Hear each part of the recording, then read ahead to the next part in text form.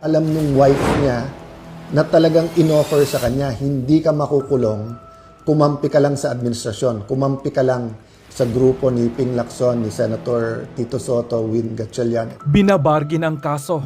Senate President Alan Peter Cayetano may matinding aligasyon sa loob ng Senado. Nagbigay ng mabigat na pahayag si Senate President Alan Peter Cayetano matapos niyang sabihin na personal umano niyang narinig ang mga alok kay Senador Jinggoy Estrada na kumalas sa majority bloc at sumama sa minoriya kapalit ng umano'y pagbasura sa kanyang mga kinakaharap na kaso. Iginit ni Cayetano na hindi lamang siya ang nakakaalam sa usapin kundi mayroon din umanong ibang saksi sa mga naging pag-uusap. Mismo ang asawa umano ni Senador Jinggoy Estrada ay alam ang naging pananakot at offer sa senador kaya hindi pwedeng ikaila ng kampo ni Gatchalian ang naturang aligasyon. Sinabi rin ni Cayetano na narinig umano niya ang mga alok kay Estrada na huwag sumama noon kay Senador Loren Legarda at kalaunan ay hikayating kumalas naman sa majority bloc upang sumama sa minority. Nauna nang sinabi ni Estrada na ilang beses umano siyang inalok na lumipat ng kampo kapalit ng pagbasura sa kanyang mga kaso. Ngunit hindi niya ito tinanggap at nanatili siya sa kanyang paninindigan. Dahil dito, muling umigting ang usapin hinggil sa mga umano'y paggamit ng mga kasong kinakaharap ng ilang mga personalidad sa Senado bilang bahagi ng pampulitikang negosasyon sa loob ng Senado. Habang nagpapatuloy ang palitan ng mga pahayag, nananatiling sentro ng diskusyon ang mga aligasyon at pagtutol ng magkabilang panig. Right before this broadcast, I'd like to send out my love to the whole Villanueva family. Nag-heart-to-heart kami ni Brother Joel, and even if I know the cost, it's not something you can feel unless ikaw talaga. So for example, may mga anak-anakan ako, pero siya real yung nararamdaman ng anak. May asawa ko, pero iba yung nararamdaman ng asawa ko sa pinagdaanan nilang mag-asawa, di ba? So it's different for every single person. For Senator Cheese, for Senator Jinggoy. Senator Jinggoy, nandun ako in the room nung kinukuha siya, and no one can say that we understand how his wife felt. Especially after alam nung wife niya na talagang inoffer sa kanya, hindi ka makukulong, kumampi ka lang sa administrasyon, kumampi ka lang sa grupo ni Ping Lacson, ni Senator Tito Soto, Win Gatchalian, etc. No? So, may kosto mga kababayan, ang kalayaan at independence ng Senado, independence ng Philippines. So, hinihila tayo ngayon ng China at saka ng US in different ways, no? But yung, kaya sabi ko, we don't need to be anti-China or anti-US to be pro-Philippines. You can be pro-Philippines without being anti-anyone. Kailangan lang independent ka. Hindi ka dependent kahit sa ibang bansa. That's what it means to be sovereign. Hindi ka kumukuha sa outside influence. That's what it means when we say God is sovereign. He will do what He wants to do because He does not need outside forces. Hindi ako sovereign because I'm not perfect and I need God to sustain me. And God uses people, uses your prayers, uses your support, uses purpose to sustain. So the point I want to make today is that kung may cost ang independence, meron din pong cost kung hindi tayo lumaban, ha? Kung hindi lumaban ang ating mga national heroes during the Spanish time, it would have been harder during because there would not be reforms, and we might still be a colony to this day. Kung walang cost yung paglaban sa mga Hapon during that time, mas maraming na-rape, mas maraming napatay, mas maraming karumal-dumal na nangyari sa ating bansa, or baka ginamit din tayo sa pag-invade ng ibang mga bansa sa Asia if lahat tayo ay naging collaborators or kumampi lang. Ganun din sa US. Kung hindi tumayo ang maraming mga Pilipino para sabihin, big brother ka namin, Uncle Sam, but you're not the owner of me, or di ba famously sinabi ng ating dating Pangulo na he'd rather have a country run like hell by Filipinos rather than a country run by foreigners. And unfortunately, nagkatotoo na kahit Pilipino ang humawak sa Pilipinas, in many aspects, it's run like hell in terms of corruption, idolatry, immorality, small things that seem small, like the Pogo, e-sabong, nawala yon, nilabanan natin, pero nandyan pa yung online gaming. Lumaban tayo sa health, pero nandyan yung vape na pinagbabawal sa ibang mga bansa. All of this may cost. So, may kita dun sa mga kumita through that. Pero I'm talking about kumita through that illegally, no? Meaning it changed public policy kasi nagkalagayan dyan or nagka-lobby money dyan. So, lahat ng bagay po may cost. So, pinag-uusapan nga namin ni Joel na parang kung alam lang nung lahat, yung mga nagsasabing you just want power, no? Konting katahimikan lang sa buhay ng grupo namin ngayon is paradise already, di ba? Yung di ba pag halimbawa pagka araw-araw sa restaurant ka kumakain, parang sa pinakamahal na restaurant ang paradise sa'yo. Pero kung araw-araw nandun ka sa noodles lang or kanin, nung time namin hindi noodles ang symbol nung kahirapan talaga, kung hindi yung kanin lang at asin. 'Di ba? Yung wala nang ulam halos, no? Makakain lang ng konting kanin, pero kahit ngayon mahal ang bigas. Yung makapag-Jollibee, maka-McDo, yung may fried chicken or yung nga iba yung parang yung kanin mabuhusan lang ng ginisang munggo sa ibabaw, sobrang luxury na 'yon, 'di ba? So alam niyo sa pinagdadaanan sa maraming lumalaban ngayon, not only for Senate independence but para lumabas ang totoo sa flood control, lumalaban sa administrasyon, paradise na po yung konting katahimikan, no? But the question is the cost worth it? Nabanggit ko na po kanina yung sinabi ni Senator Benigno Aquino that the Filipino is worth fighting for. So that's why now and then po, wag ma-offend yung iba. Gamitin ko talaga yung laban kasi we have to continue fighting. Laban lang po. It's worth the fight. We have to continue fighting, no? Once, we're a product of hope. Kailangan ng pag-asa. Ang lahat kailangan ng pag-asa. It's the end pag wala ka ng pag-asa. And to many, during the 70s, 80s, yung senyas ng kalangitan, ibig sabihin may lumalaban pa. So, even yung daily na laban namin sa Senate, na parang isa-isa lumalabas na yung totoo, na yun, sila pala ang nagpapasok sa NBI, sila Senate President Soto, coordinated pala yun.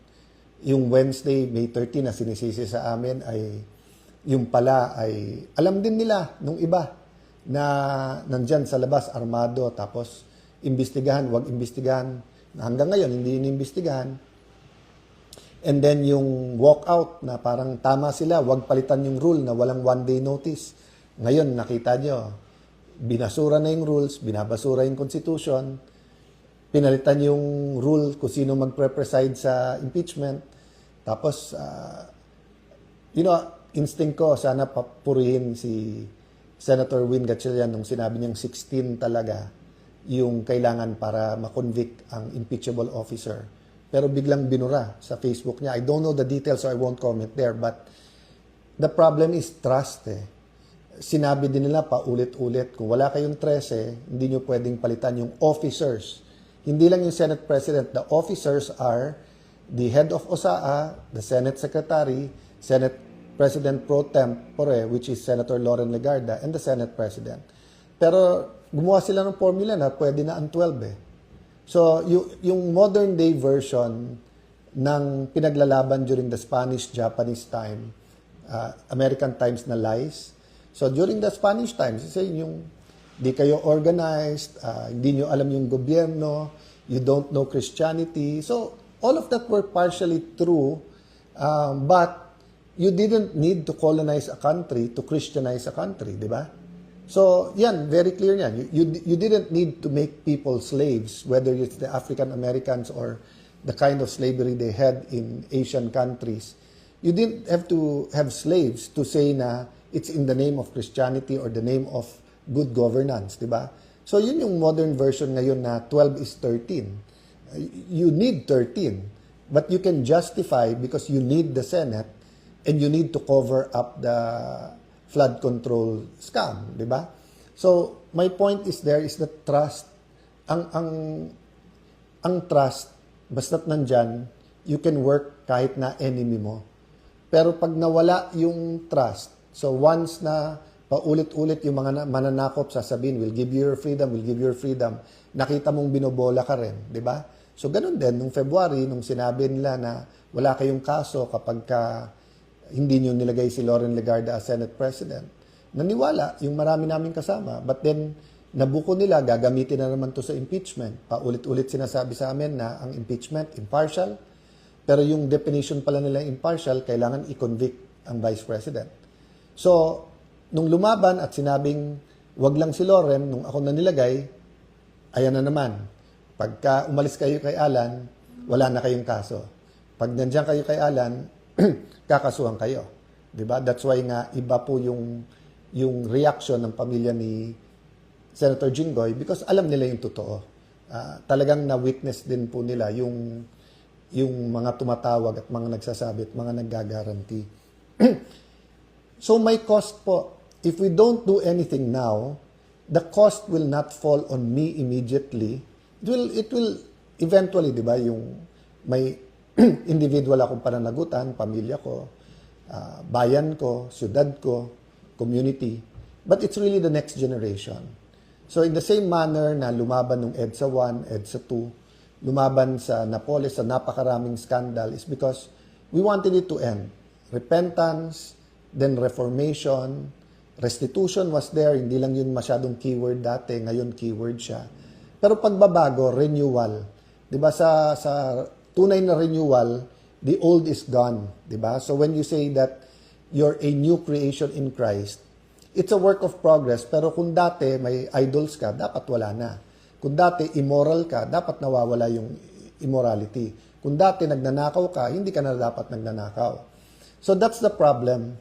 Kung papayag tayo na i-maneuver lang itong flood control, at nakita na po natin, lalo po sa Blue Ribbon, headed by Senator Lacson, at hindi pa ho tapos, in-expect po namin. Part of their playbook yan, mangligaw, mag-offer ng kung ano, kung hindi, mag-threaten, kung hindi, itutuloy nila threat nila. False witnesses, maglalabas ng mga contractor, di ba kinuha ngayon si Diskaya. Meron na pong bumaliktad dun sa mga DPWH na sinabi nila na dinidiktahan din sila kung ano sasabihin. Yung unang sinabi ni Yusek Bernardo, nagbago din yon. Kay Senator Joel Villanueva, apat na yung version nung paano siya supposedly guilty. And none of those versions are true. So ganun din, na ngayon na kinuha na si Mr. Diskaya from the Senate, sabi niya na damay-damay na, sasama na lahat ng kilala niyang police. That's good. But there's nothing stopping the creative people in this administration from saying, we'll take care of you, eto mga ituro mo. Then suddenly, may kaso, whether sa DOJ at Ombudsman, then suddenly you're facing jail. Then finally, it's true. That's why pinilit nilang makulong si Jinggoy kasi sabi niya, nawawalan na ng takot yung iba, lumalaban na. So kailangan natin ipakita na totoo. At madali kay Jinggoy kasi usual suspect, di ba? So, wala nang maniniwala sa tingin nila na Jinggoy sacrificed because ayaw umiwalay sa grupo. But siya na nagsabi, he has evidence in the right time. Payagan natin siya magsabi sino at ano yung ebidensya. Pero mabigat po yung ebidensya and it will show. I've been hearing the last few days, there's so much evidence against the major players dun sa flood control. And everyone saying sana lumabas. That's why nga, pinanghawakan pa rin natin yung Blue Ribbon Committee. The other point I want to make about counting the cost is, yun nga, ano yung cost sa next generation? Kapag kinover up natin to, may cost. So ulitin ko pag lumaban ka ngayon, may cost. May cost. Aapihin ka, dudurugin ka sa media at social media, kakasuhan ka, baka ikulong ka pa. Sana naman walang papatay, pero that's always there whether sadya or may nagkamali yung patayan. But That is the cost for people who will fight. So I'm not dissuading people from joining the fight because we need you. We need the prayers, we need the commitment, we need more independent heads to stand up and say, mali na to, lumaban tayo. Pero may cost din yung hindi lumaban. Yung cost are the millions of Filipinos who will have to go abroad because walang trabaho dito. The cost will be the millions of Filipinos na hindi mapapagamot kasi nanakaw yung panggamot or pang-ospital. The cost will be millions of Filipinos na mababansot because there's not enough money or not enough programs for the first 1,000 days ng buhay nung tao, no? Or including yung healthcare nung buntis, di ba? The cost is huli na tayo sa tourism, halimbawa sa education, or as a country, no? There was a time in the 60s, second to Japan tayo. Then there was a time second to the last. Then during the time of President Ramos, yun, umarangkada na tayo. During the time of President Pinoy, umarangkada na tayo. During the first 3 years ng Duterte administration, grabe na po yung pinuntahan ng ating ekonomiya. Not perfect, nandun ng corruption, but it wasn't systemic. Now it's back to being systemic. So do you want to be truly free? To be truly free, we have to have the culture and we have to have the environment, we have to have the laws and the system that guarantees that freedom. So the Constitution is a good start. Pero kung mismong Constitution hindi natin masunod at kung mismong Senado ay ibabasura ang sariling rules at ang Constitution, how do we expect that the other laws, di ba? So kung senador mismo pwedeng kasuhan or wag kasuhan sa flood control, what do you think magagawa sa ordinaryong konsehal, mayor, governor, di ba? So yes, we want a big fish, but we want the real fish. We don't want a sacrificial lamb na fish, di ba? Or we want the people who really did it para meron talagang saying, may katuparan yung sinasabing crime does not pay. So when you pay, that's a cost, di ba? Umutang ka, kailangan mong bayad. You do the crime, you have to do the time. So again, you're going back to what is the cost. So yun po ang hinihingi ko po sa mga kapatid nating media, sa mga kapwa nating senador, sa mga netizens natin, sa mga businessman natin. This weekend, as we talk about independence, let's think about the cost. Ano yung cost kung lumaban tayo? Ano yung cost kung i-expose natin? May personal cost po to ha, pero yung benefit po ay sa buong bayan. Samantalang pag tumahimik tayo, may personal gain po to. Pero yung epekto naman po sa buong bayan, di ba? I don't want to compare yung mga lumalaban ngayon sa ating mga national heroes kasi grabe po ang pinagdaanan ng ating mga national heroes. I cannot imagine. I don't want present-day Christians now to compare themselves to yung pinagdaanan ng apostles, for example. Or for a people to compare sa pinagdaanan ng Israelites, for example, when they were in Egypt, di ba? Iba-iba po ang season, iba-iba po ang pinagdadaanan, but each season po ay meron pong cost. Cost if we do the right thing, cost if we do the wrong thing. So in a couple of days, we're going to face many issues, an economic crisis. Are we going to tell the people kung ano talaga ang sitwasyon, kung may pera ba talaga ang bansa o hindi? Are we going to tell them why we have or don't have money? Are we going to tell them the truth whether we're going to increase taxes or not? Are we going to tell them the truth? Nasaan na yung pera the last few years? Okay. We're also going to face an impeachment. So are we going to tell the people the truth? Are we going to really have an impartial trial or aayusin at luto na to? Are we going to tell them the truth that dapat 16 to convict? Or babawasan ba natin ng 6 na senador para maging 12 na lang? No?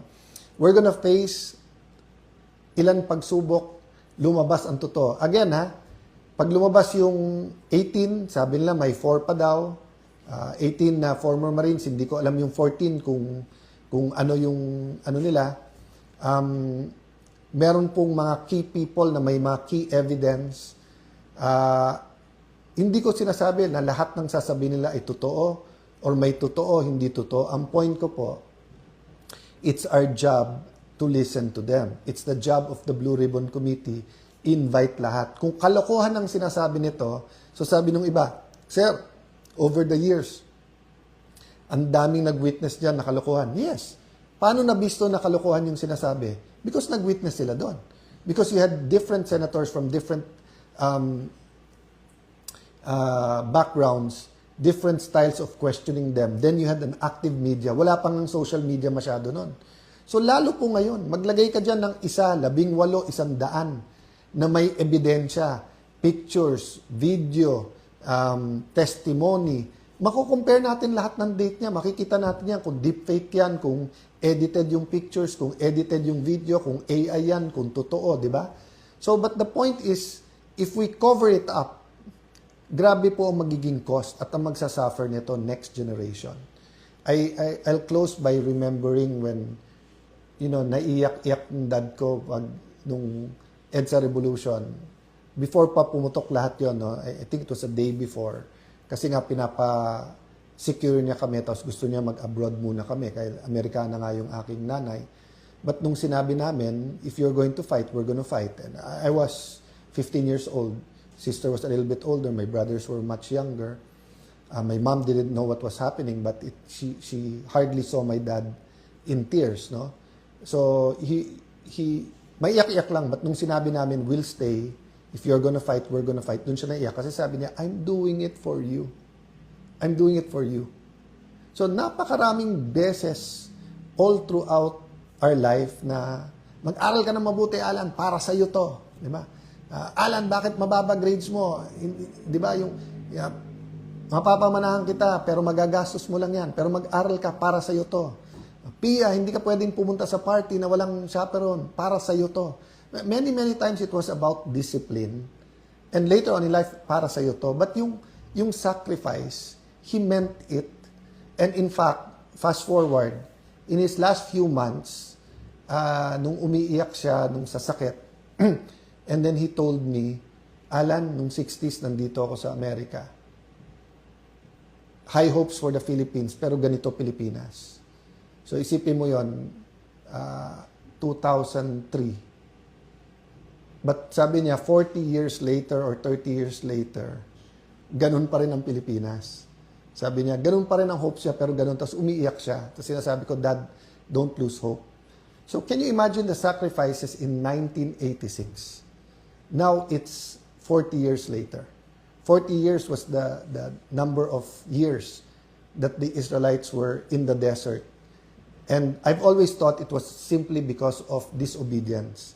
Because disobedient, paulit-ulit, ang people of God, hindi pinayagan na ang few weeks, few days, or 2 weeks na biyahe by foot, mapunta na sa Israel, ay naging 40 years. But may nag-explain po, and I've seen a lot of preaching after that, na nagsabing, the Israelites were taken out of Egypt, but Egypt was not taken out of their minds. Meaning, they still taught as slaves.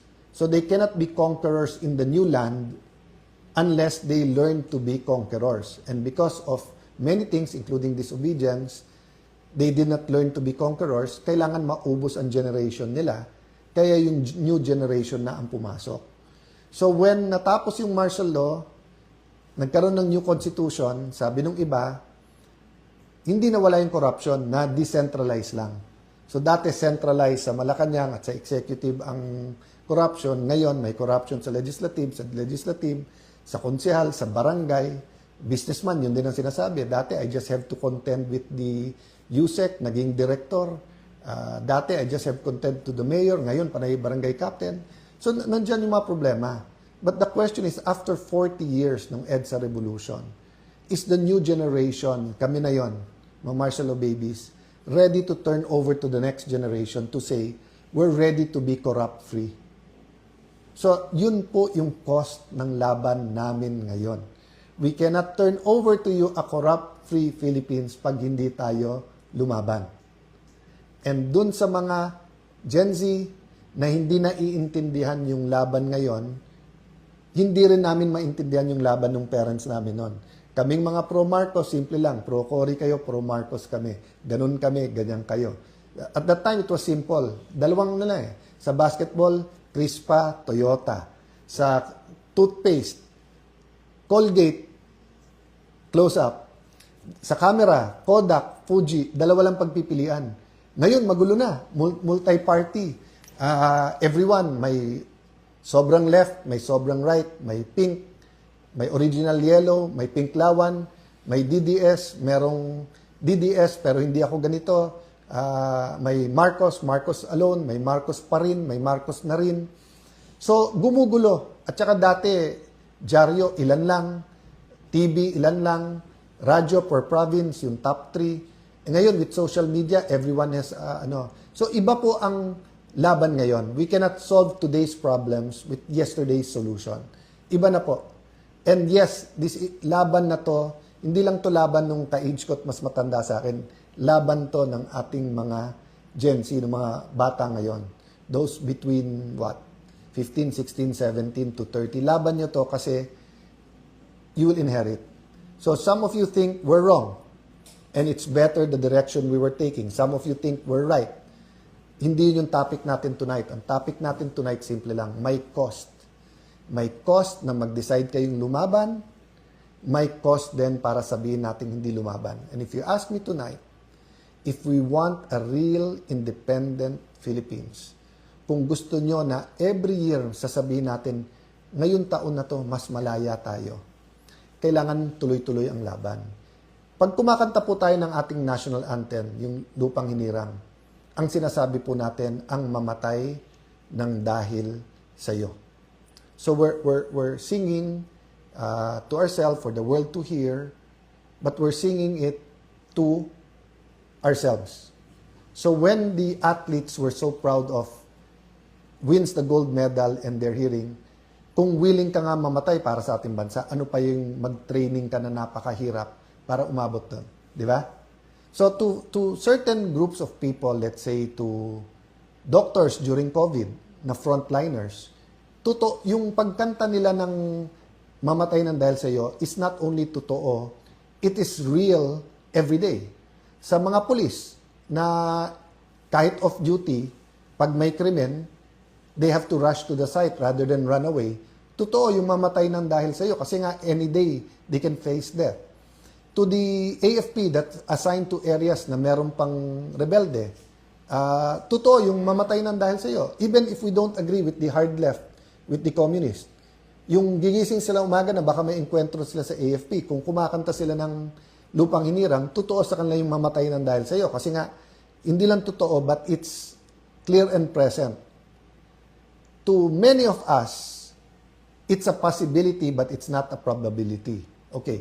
However, if we can sing, mamatay ng dahil sa iyo, that means, pwede rin tayong kumanta ng magsakripisyo dahil sa iyo. Pwede din doon yung magdasal dahil sa iyo. Nandun din yung mag-rally dahil sa iyo. Nandun din yung lumaban. Di ba? So, when we sing the national anthem in the next few days, and when we remember June 12, let's remember meron tayong pinaglalaban. And I will end by saying, I wholeheartedly believe we were made in the image and nature of God. So God wants us free. God wants us independent. But God wants us dependent to Him, but independent of other forces. No?